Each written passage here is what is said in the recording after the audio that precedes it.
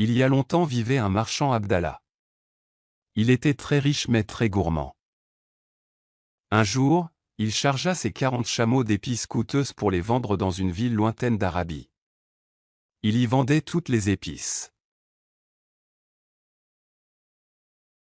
Il s'est arrêté dans une auberge pour déjeuner sur le chemin du retour. Là, un saint homme rencontra Abdullah et ils devinrent alors amis. Le saint homme a décrit une terre secrète d'une énorme richesse. J'en ai aussi entendu parler, a déclaré Abdullah avec un sourire.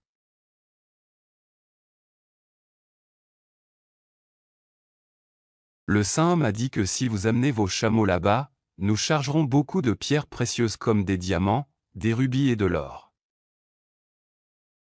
Abdullah hocha la tête en signe d'acceptation. Le saint homme dit en outre que la moitié du chargement devait lui être donnée. Abdullah a pensé que c'était raisonnable et a donc accepté l'offre. Tous deux ont voyagé et ont atteint le pays entièrement entouré de belles montagnes. Le saint homme aspergea le sol d'un peu de poudre blanche tirée d'une petite boîte qu'il possédait. Soudain, des nuages de fumée s'échappèrent de la poudre.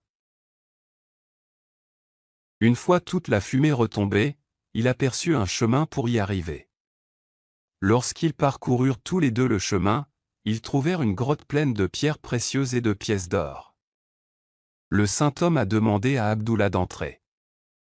Il s'est déplacé à l'intérieur de la grotte.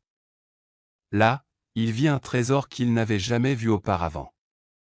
Il les prit rapidement, remplit ses sacs et les chargea sur les chameaux. Lorsqu'il eut terminé le chargement des 40 chameaux, le saint homme dit à Abdallah qu'il devrait prendre 20 chameaux comme part. En entendant qu'Abdallah dit au saint homme, « Pourquoi as-tu besoin d'une telle richesse? Vous ne pouvez en prendre que 10. J'en prendrai 30. » Le saint homme accepta cela avec un sourire.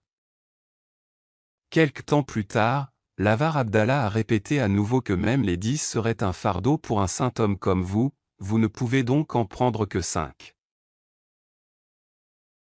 Encore une fois, le saint homme accepta, mais Abdullah n'était pas satisfait de cela, alors il lui demanda de lui donner également le 5. Le saint homme hocha la tête avec un sourire. Même alors, Abdullah n'était pas satisfait, alors il lui demanda à nouveau de donner également la poudre magique car le saint homme n'en avait plus besoin. Ce n'est qu'à ce moment-là que le saint homme a averti Abdallah que la poudre pourrait présenter un danger si elle n'était pas utilisée correctement. De plus, il a dit que tout se transformait en or lorsqu'on le frottait sur l'œil gauche. Mais vous seriez aveugle si vous le frottiez sur votre œil droit, a-t-il déclaré. À mesure que sa cupidité grandissait, Abdullah ne se souciait plus du danger. Il obligea le saint homme à donner la poudre. Au bout d'un moment, le saint homme donna la poudre magique avec la boîte et quitta les lieux.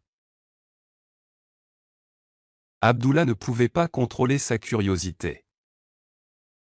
Il a rapidement commencé à appliquer de la poudre sur son œil gauche. Tout d'un coup, tout ce qu'il voyait avec son œil gauche se transforma en or. Puis il pensa que s'il frottait la poudre sur ses deux yeux, le monde entier deviendrait doré. Ignorant l'avertissement du saint homme, il frotta également la poudre sur son œil droit. Au mouvement suivant, il devint aveugle.